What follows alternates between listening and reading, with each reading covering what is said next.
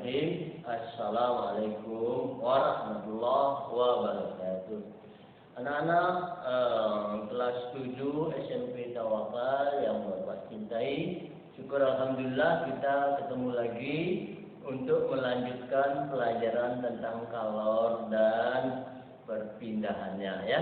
Baik anak-anak sekalian, yang lalu, jadi hari Kamis lalu Pak Yakub sudah jelaskan tentang hubungan kalor yang dibutuhkan oleh benda pada saat mengalami perubahan suhu dengan massa benda, kalor jenis, dan besar perubahan suhu. Nah, hari ini kita akan lanjutkan yaitu bagian kedua yang judulnya kalor dan perubahan wujud. Jadi kalau bagian pertama bolehlah kita anggap kalor dan perubahan suhu. Tapi pada bagian kedua ini adalah kalor dan perubahan wujud. Baik anak-anak sekalian, di halaman 155. Silakan anak-anak buka buku halaman 155 ya. Di sana akan ada bagan atau skema seperti ini ya. Apa itu anak-anak? Yaitu perubahan wujud dari wujud padat ke wujud cair dan ke wujud gas ya. Nah anak-anak sekalian, benda itu dalam bentuk padat apabila mengalami pemanasan dia akan berubah menjadi bentuk wujud cair, dan benda wujud cair kalau terus dipanaskan akan mengalami bentuk wujud gas. Sebaliknya juga begitu. Kalau dari gas menjadi cair itu dia akan sama dengan melepas kalor atau pendinginan, atau dari cair menjadi padat itu juga disebut pendinginan atau melepas kalor. Baik, istilah-istilah yang perlu kalian pahami anak-anak yaitu pertama seperti ini, ada perubahan dari padat menjadi cair yaitu nomor 1. Disebut apa? Disebut melebur ya. Tapi sering juga dikatakan dia mencair. Sering juga disebut meleleh. Nah itu sama ya. Nah bagaimana sikapnya dari melebur itu terhadap kalor? Dia akan menyerap kalor. Artinya apa? Kita panaskan benda itu ya. Seperti kita masak air atau kita bakar kayu, kita bakar besi ya. Kita panaskan es gitu, dia akan berubah dari padat menjadi cair. Itu sifatnya menyerap kalor ya. Kemudian yang kedua anak-anak, yang kedua dari cair menjadi gas ya. Apa istilahnya? Istilahnya adalah menguap. Menguap itu kalau di dalam istilah fisikanya disebut evaporasi. Kalau melebur tadi disebut likuidasi. Mungkin waktu itu sudah pernah kita bahas ya. Nah, bagaimana sikap kalor dalam proses perubahan wujud menguap? Yaitu dari cair menjadi gas. Contohnya apa anak-anak? Ya, contohnya umpamanya air laut yang dipanaskan oleh matahari akan menjadi awan ya. Awan itu apa? Awan itu adalah uap air. Nah, sikapnya terhadap kalor yaitu menyerap. Menyerap panas dari mana? Panas dari matahari, bukan? Baik, anak-anak sekalian. Yang ketiga ini dari gas menjadi padat, ya. Apa istilahnya? Yaitu desublimasi. Desublimasi. Contohnya apa? Contohnya umpamanya di daerah dingin, salju itu bentuknya padat. Kemudian asalnya adalah dari awan, dari uap air pada dingin langsung jatuh pelan-pelan menjadi padat, menjadi salju tanpa proses menjadi cair lebih dahulu, tanpa proses menjadi hujan dari awan langsung menjadi salju. Nah itu disebut desublimasi. Lalu sikapnya terhadap kalor gimana? Sikap terhadap kalor adalah melepas kalor, ya. Kemudian kita lanjutkan yang keempat. Yang keempat ini dia anak dari bentuk padat berubah menjadi bentuk gas. Jadi kebalikan dari gas menjadi padat, yaitu yang disebut dengan sublimasi. sublimasi, sikapnya terhadap kalor adalah menyerap ya. Contohnya apa anak-anak? Contohnya itu dapur barut ya. Dapur barut itu kita letakkan baik di kamar tidur, baik di lemari pakaian maupun di kamar mandi. Itu lama-lama dia hilang sendiri ya, tanpa melalui proses pencairan atau wujud cair. Dan sikapnya adalah menyerap kalor. Menyerap kalor. Jadi kalau kita ambil contoh dapur barut, lalu kita panaskan, kita beri kalor, sehingga dia menyerap kalor, maka dia akan terus berubah, ya, berubah langsung bisa menjadi gas. Yang kelima, anak-anak sekalian, yang kelima apa ini? Dari bentuk gas menjadi bentuk cair. Contoh disebut apa itu? Disebut pengembunan. Ya, dalam pengembunan itu di dalam istilah fisika disebut kondensasi ya, pengembunan. Sikapnya terhadap kalor melepas ya. Dan terakhir anak-anak dari cair menjadi padat. Itu membeku. Kalau istilah fisikanya disebut solidasi. Lawan dari likuidasi maka adalah solidasi. Sikapnya terhadap kalor adalah melepas. Baik, anak-anak sekalian, itu adalah skema bagan tentang perubahan wujud yang bisa kita gambarkan dan bisa kita tentukan istilahnya dan sikapnya terhadap kalor. Anak-anak sekalian, kemudian dari kalor dan perubahan wujud ini ada sampai 4 ya, A, B, C, D. Jadi sub pembahasan namanya ya. Yang pertama bagian A, nanti anak lihat itu pada halaman 155 lanjutan dilanjutkan lagi 156, yaitu judulnya mencair atau melebur dan membeku. Dengan kata lain begini anak, bahwa mencair itu bisa disebut melebur, dan lawan daripada mencair atau melebur itu adalah membeku ya. Nah, apakah dalam pembekuan itu bisa kita hitung berapa banyak kalor yang dibutuhkan oleh sejumlah zat kalau dia melebur pada suhu titik leburnya? Contoh umpamanya es.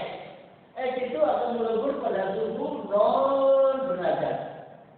0 derajat Celcius, es itu akan melebur ya. Nah, sekalian kita ambil contoh. Nanti kita hitung berapa banyak kalor, tapi ada rumusnya, yaitu Q sama dengan N kali L ya.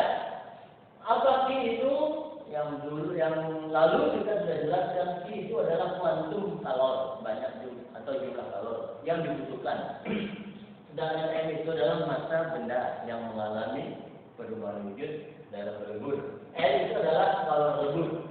Satuan dari kalor lebur itu adalah joule per kilogram ya.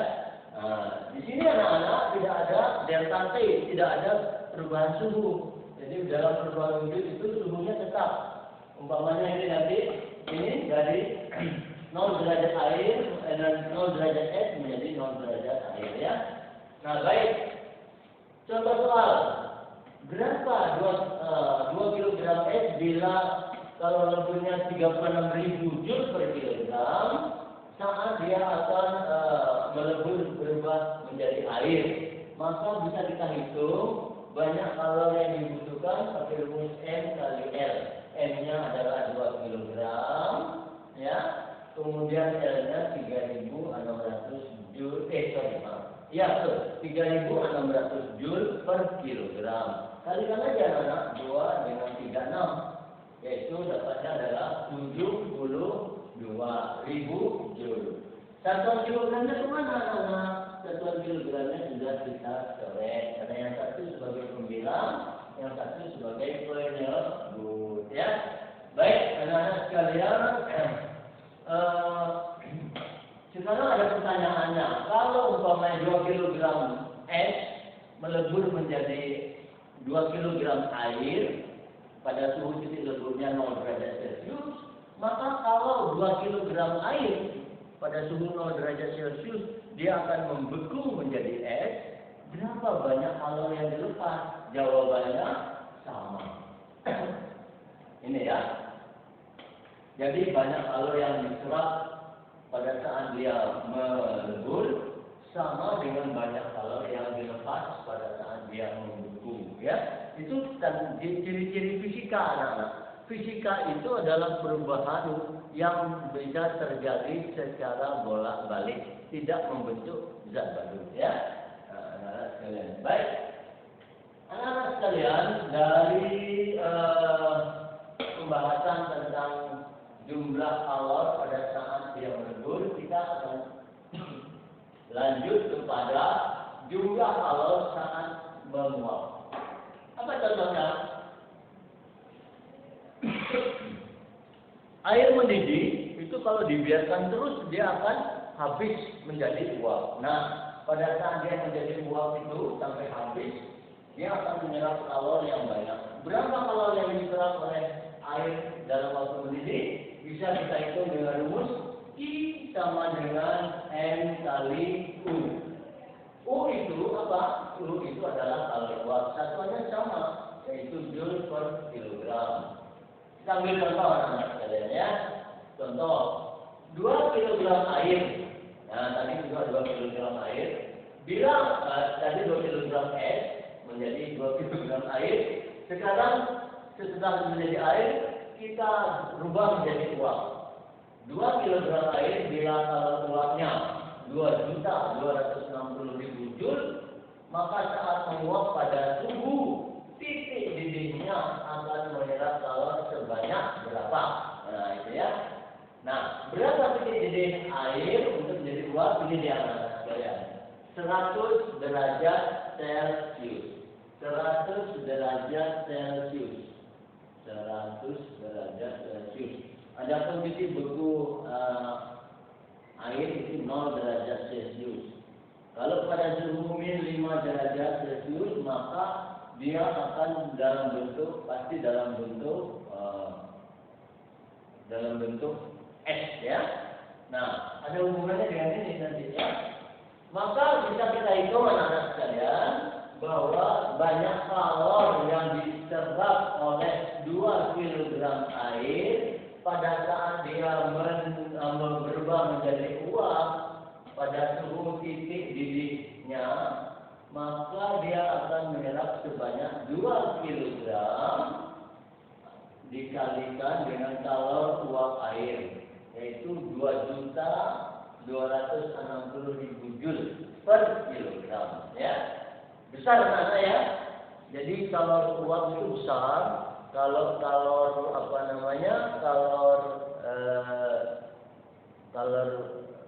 lebur tidak sebesar kalori uap, ya. Baik, anak-anak, nanti kita hitung ini 2 kali 2.260 berapa? Ya, yaitu 2 kali 2 4 juta, 2 kali 260 520. Jadi jawabannya 4.520.000 joule. Dengan catatan sama dengan tadi, yaitu massa daripada zat sudah hilang satuannya, ya. Jadi ini adalah jumlah kalori yang diperlukan oleh 2 kilogram air untuk berubah menjadi uap pada suhu 100 derajat Celcius atau titik didihnya. Baik, anak-anak sekalian, perubahan wujud air ini sebenarnya, atau perubahan wujud zat lah, gitu ya, itu sering kita hadapi dalam hidup kita keseharian. Contohnya, umpamanya kita makan es krim, kita minum es batu, ya. Dan jadi nanti hitungan ini lebih mudah daripada hitungan perubahan suhu, ya. Perubahan suhu pada waktu Kamis yang lalu kita pelajari. Nah, kita lanjutkan bagian C, menyublim dan desublimasi. Nah, ini adalah kejadian pada nomor 4 dan nomor 3, ya. Menyublim. Tadi sudah Pak Yakub sampaikan apa contoh menyublim. Contohnya adalah kapur barus. Dia akan melihat menjadi gas dengan sendirinya, dan proses ini tentu disebut sublimasi, ya. Sublimasi, ya. Nah, sikapnya terhadap talon perubahan sublimasi ini adalah apa, anak-anak? Menyerap, ya, menyerap talon yang ada di sekitarnya. Kemudian lawan atau kebalikan daripada sublimasi itu adalah desublimasi. Tadi Pak Yakub sudah jelaskan juga, contohnya adalah salju yang padat itu berasal dari awan di daerah dingin, ya, tanpa melalui fase cair, ya, disebut apa tadi? Desublimasi, ya, desublimasi. Kemudian sikapnya terhadap talon adalah melepaskan, ya. Baik anak-anak sekalian, kita di Indonesia ada salju itu di puncak Jaya di Pulau Irian, ya, Papua. Baik anak-anak sekalian, ini bagian yang terakhir hari ini, yaitu perubahan wujud air. Air itu kita akrab sekali dengan air karena 80% tubuh kita itu adalah air, ya anak-anak. Dapat berubah wujudnya menjadi es bila didinginkan dan menjadi uap air bila dipanaskan, ya. Nah, bagaimana kita bisa membaca grafik perubahan wujud pada air? Di sini ada kelihatan grafiknya, ya.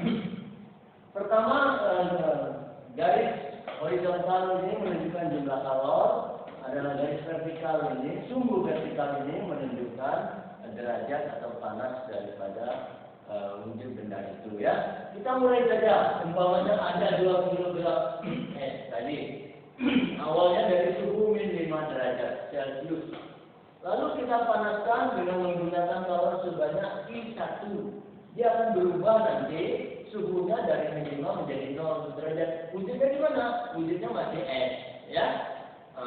Lalu kita teruskan dari wujud es sudah kita tambah lagi kalor sebanyak I2. Maka dia akan berubah wujudnya dari es menjadi air, yaitu B ke C, ya. Dari B ke C itu adalah es 0 derajat berubah menjadi air 0 derajat, membutuhkan kalor sebanyak I2. Kemudian kita lanjutkan lagi.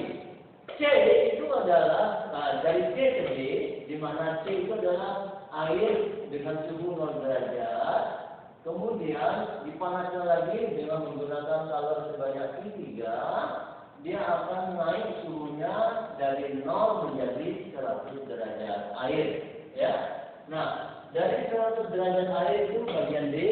Apabila kita panaskan terus sampai ke bagian E, terjadi perubahan wujud dari air menjadi uap. Jadi berapa banyak kalor yang diserap? Yaitu sebanyak Q4. Jadi Q4 ini adalah kalor perubahan wujud air menjadi uap air atau gas, ya.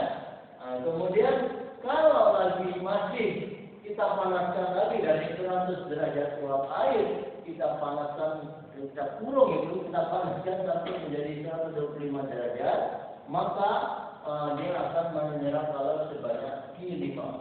Kalau ditanya berapa banyak kalor yang diserap dalam perubahan wujud air dari A sampai S, tinggal dijumlahkan saja, ya. Q1 tambah Q2 tambah Q3 tambah Q4 tambah Q5. Wah, tapi biasanya nggak keluar itu dalam wujudan, ya. Paling perubahannya ada 2 titik saja, mulai dari A, B, lalu dari B ke C. Nah, itu nanti itu ditanya berarti Q1 dan Q2, atau Q2 dan Q3, atau Q3 dan Q4. Ya, itu sampai sana aja. Nah, sekalian, ada satu istilah yang perlu kalian ketahui. Ada yang disebut dengan kalor laten perubahan wujud, yaitu dari B ke C dan dari D ke E. Kenapa disebut kalor laten? laten itu artinya tersembunyi ya. Jadi kenapa disebut balu laten atau balu tersembunyi? Karena setiap penambahan kalor itu tidak mengalami perubahan suhu, tapi suhunya tetap ya, atau dia suhu tetap hanya merubah wujud saja. Baik anak-anak sekalian, untuk lebih mantapnya nanti kalian bisa memahami, maka Pak Yakub pasti latihan soal di halaman 163. Coba anak-anak buka buku paketnya halaman 163, di sana bagian B ada 5 soal yang harus kalian jawab ya. Nah, mudah-mudahan nanti jawabannya bagus-bagus. Nah, insya Allah bisa Pak Yakub koreksi ya. Jadi untuk hari ini kita cukupkan materi pembelajaran IPA dengan judul kalor dan perubahan wujud. Insya Allah Kamis depan kita akan lanjutkan lagi termasuk asbleck dan lainnya ya. Demikian mudah-mudahan kita tetap diberi sehat oleh Allah Subhanahu Wa Taala. Assalamualaikum warahmatullahi wabarakatuh.